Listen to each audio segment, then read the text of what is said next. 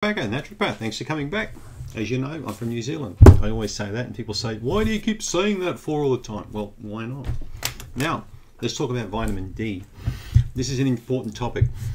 I can remember when as a student, a long time ago now, I don't know what, 30 something years ago, we were taught that vitamin D was like toxic. It was bad for the body and you shouldn't exceed like certain amounts and you're going to get liver toxicity and things like this.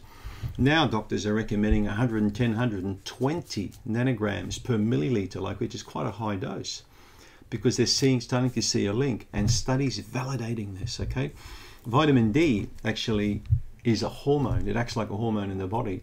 It activates over 2,000 of our genes, okay, which is about what, 7% or something of our gene pool.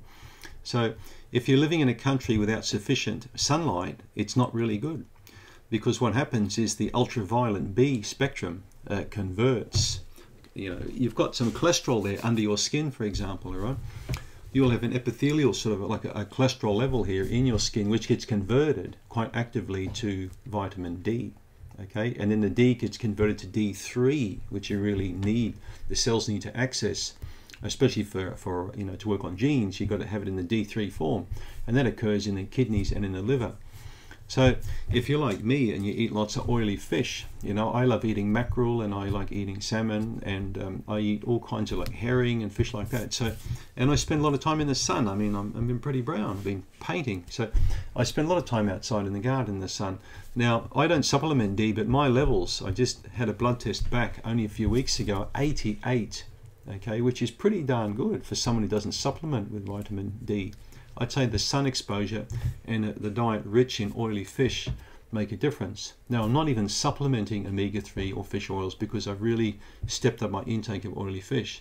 Not for everybody, okay? You might not like fish.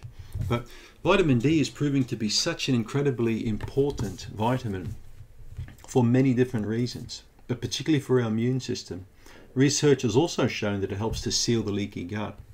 Right now, first thing you want to do when you watch this video is write down appointment to get vitamin D level tested. All right, make sure you get vitamin D3 tested, or cholecalciferol, so D3, and you need to get a blood test done to find out what your levels are and then dose accordingly.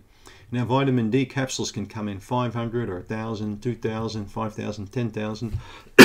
So what do you take? Well, I recommend on average between 3,000 to 5,000 units per day, and stick on that, particularly winter time, especially if you're having insomnia and depression and mood disorders and things like that. Stay on a higher level. Get it tested after 12 weeks to see where it's at, right? But also try and increase your intake of fish if you can, or oily fish or fatty fish, maybe even an omega-3 with some vitamin D added. Vitamin D supplements are best taken with a fatty meal, so with a bit of butter or a bit of oil or some type of fat, because that will aid and improve the digestion. You'll find that when you regularly take D, you'll improve, especially if your levels are low.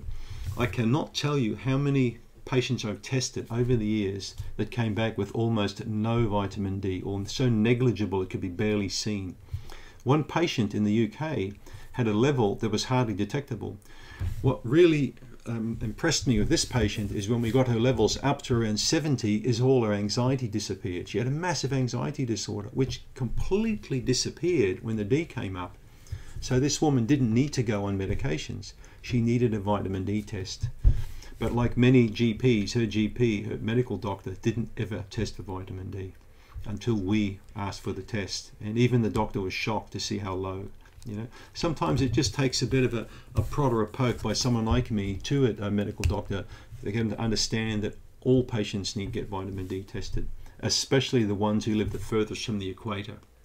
Now, interesting observation, multiple sclerosis and conditions, various other types of autoimmune nervous system conditions seem to be much more prevalent in the areas furthest away from the equator.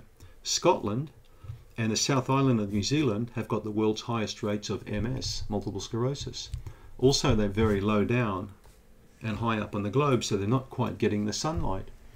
Every single MS patient I've ever seen had rock bottom levels of vitamin D, and I've seen a few of them.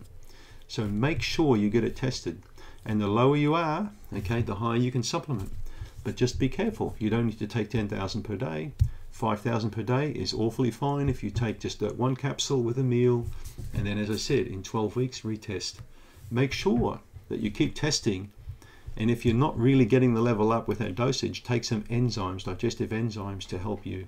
Also, chew food properly, a bit of fatty food, and swallow the capsule with that, and you'll get a better absorption. Give it all a crack, see what happens. Thanks for tuning in as usual.